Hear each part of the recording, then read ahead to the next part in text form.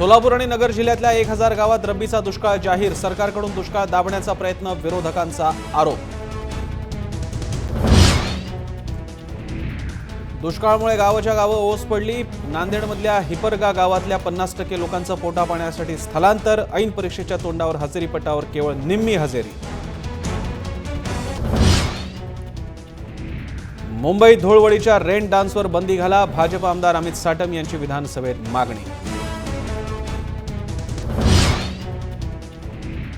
मनसेच्या 10व्या वर्धापन दिनानिमित्त मुंबईतल्या षण्मुखानंद सभागृहात मेळावा. काय बोलणार राज ठाकरे?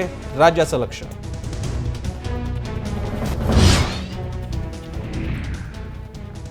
बाळासाहेबांचं जन्मगाव पुण्यावर फडकवा भगवा. वाईतल्या कार्यकर्ता प्रशिक्षण शिबिरात उद्धव ठाकरेंचं शिवसैनिकांना 2017च्या मनपासाठी तयार होण्याचं आवाहन. पुण्यातल्या नगरसेवकांची असंवेदनशीलता. बजेटवरील चर्चेसाठी केवळ 2 सदस्य उपस्थित. 5000 कोटींपेक्षा अधिकचा संकल्प. सदस्यांचा विरोध मात्र आयुक्तांच्या अनुपस्थितीला.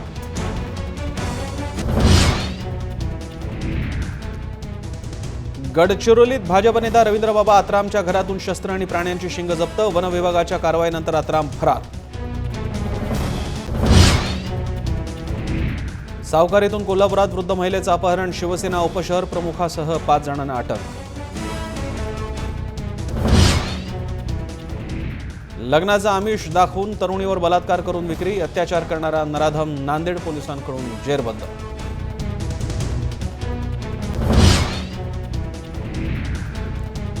आणि कोलकात्यात रंगणार भारत पाकचा रणसंग्राम. बीसीसीआयनं पत्रकार परिषदेत केली घोषणा.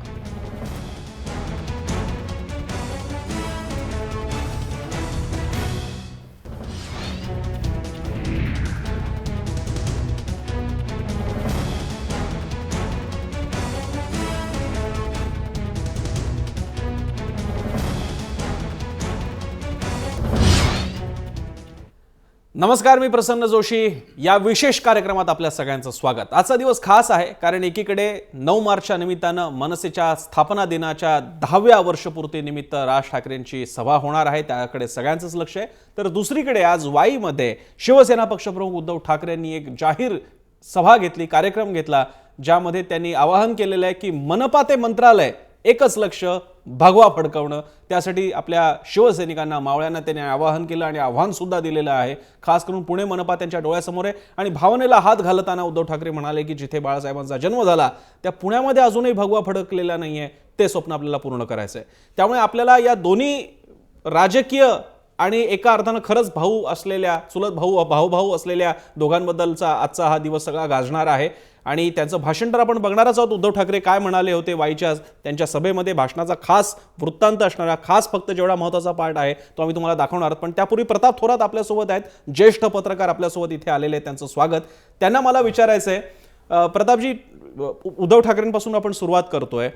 10 वर्ष तिकडे मनसेला झाली, त्याबद्दल आपण नंतर बोलणारच आहोत. पण उद्धव ठाकरेंच्या कारकिर्दीला सुद्धा आता 2 विधानसभा, 1 महापालिका त्यांनी बाळासाहेबांच्या नंतर सुद्धा जिंकलेल्या या दोन्ही निवडणुका आहेत.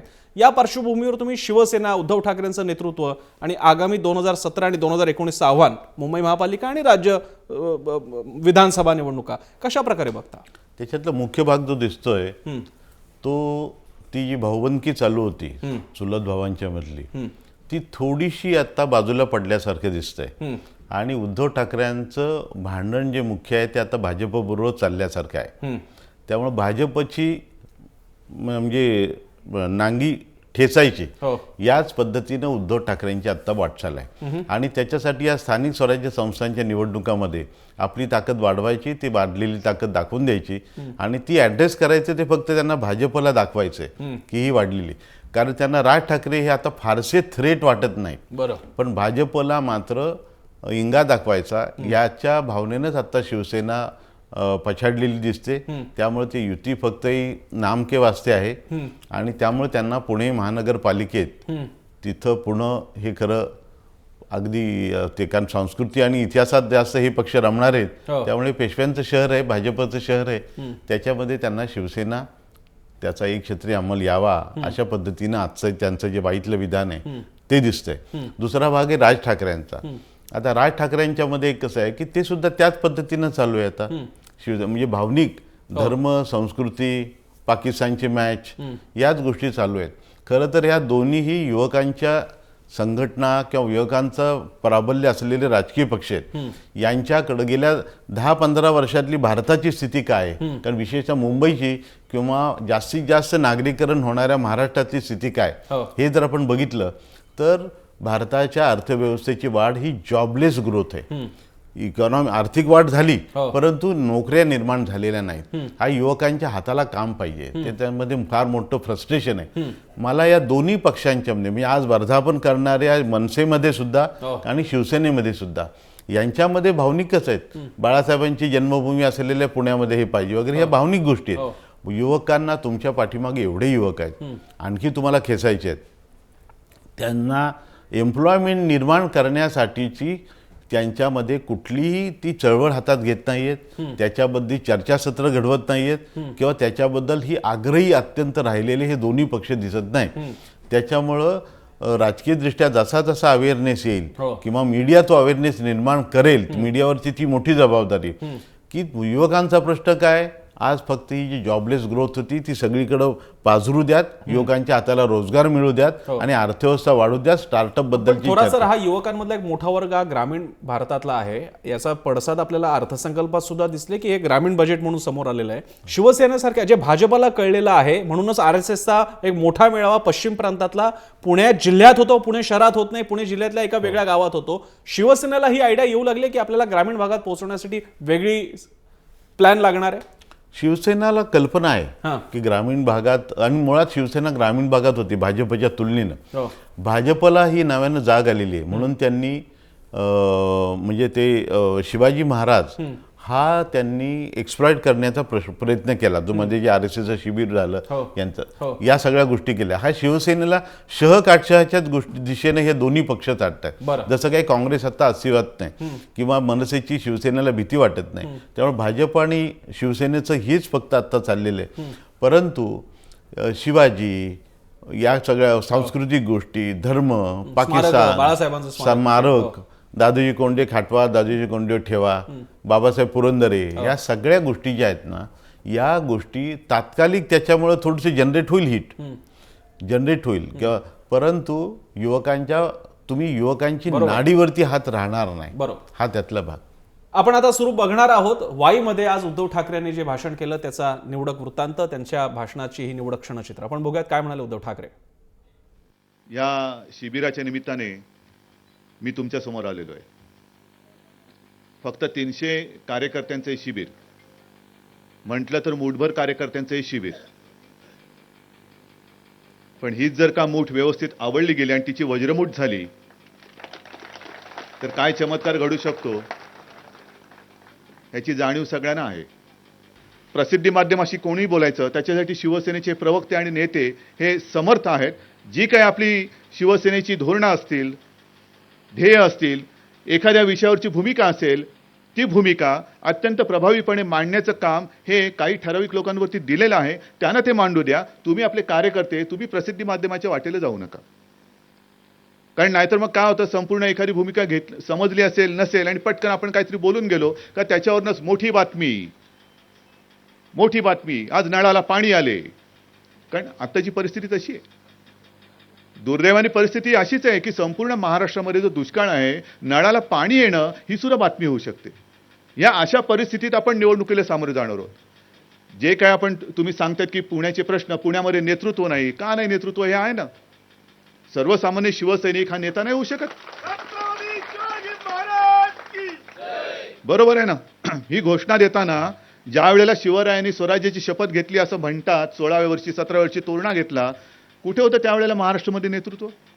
पण ही माती अशी आहे की या मातीमध्ये नेतृत्व हे त्याची बीजारोपण करावं लागत नाही, त्यातून नेतृत्व निर्माण होत असतं. जसं आपल्या शिवसेना प्रमुखांचं झालं.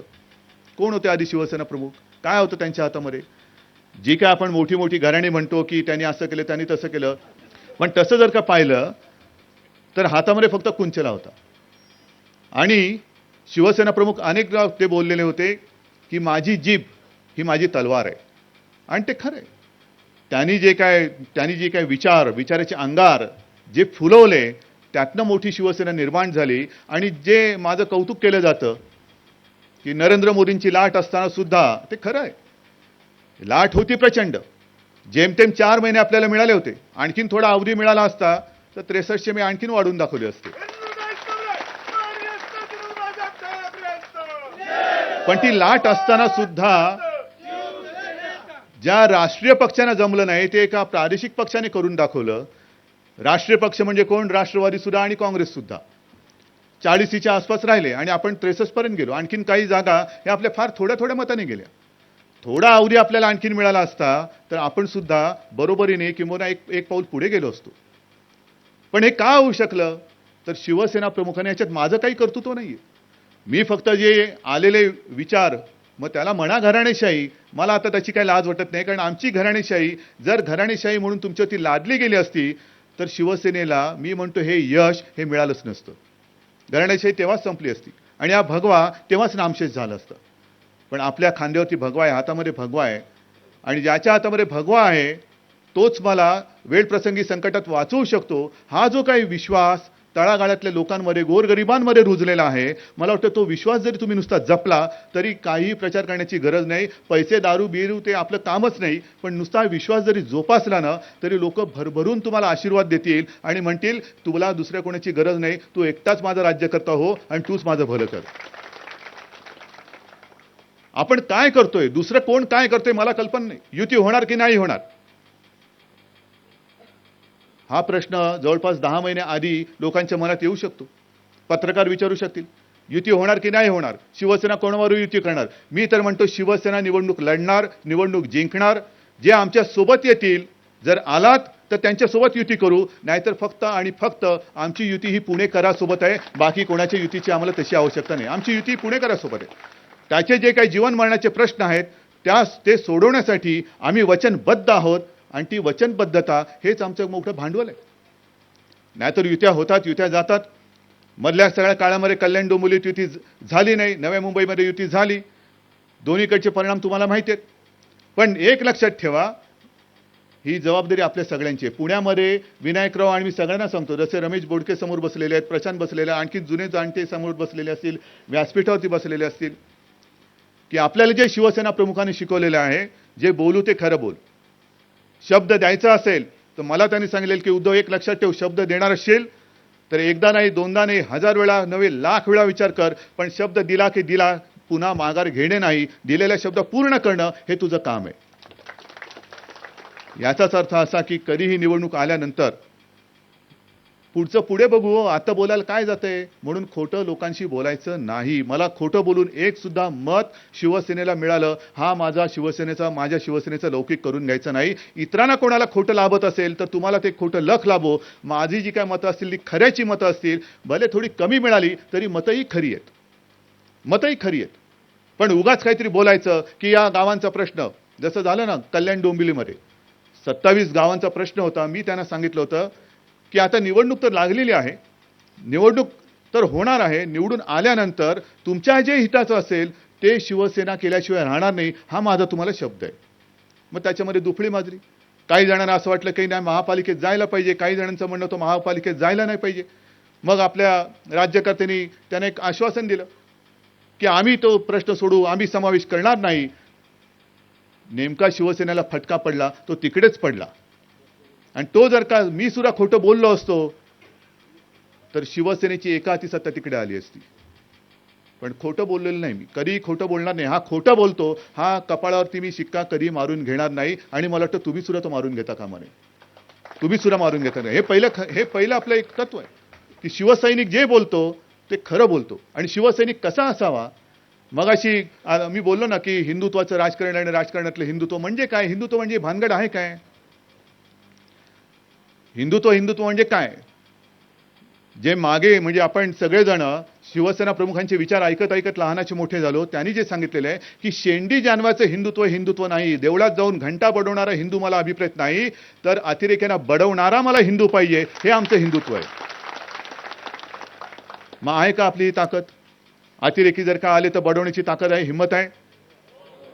कारण मुंबई जी वाचवली 92-93 साली आजही कोणी तुम्हाला तिकडे जाऊन तुम्ही कोणाला विचारलं की तुम्ही कोणामुळे वाचलात त्यावेळेला, तर ते बेधडकपणे सांगतील की शिवसेना आणि शिवसेना प्रमुख आणि शिवसैनिक यांनीच आम्हाला वाचवलं. दुसरे सगळे त्यावेळेला कुठे गेले होते आम्हाला कल्पना नाहीये. आदरणीय बाळासाहेब ठाकरेंचा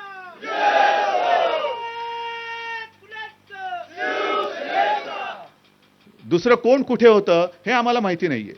आणि हे जे काही शिवसैनिकाचं आहे ना, तसंच हे जसं अतिरेक्यांशी लढाई, प्रत्येक वेळेला काय अतिरेकी येतीलच आणि आपण लढूच, म्हणजे लढायला अशी लढाई होईल असं नाहीये. पण आणखीन एक शिवसैनिकाचं तुम्हाला सांगतो, दुर्दैवाने तो जो आपल्यामध्ये नाहीये, तो म्हणजे गेल्या 1-2 महिन्यातच ती घटना घडली होती, रमेश वळंजू. माहिती आहे, नाव ऐकलेत ना?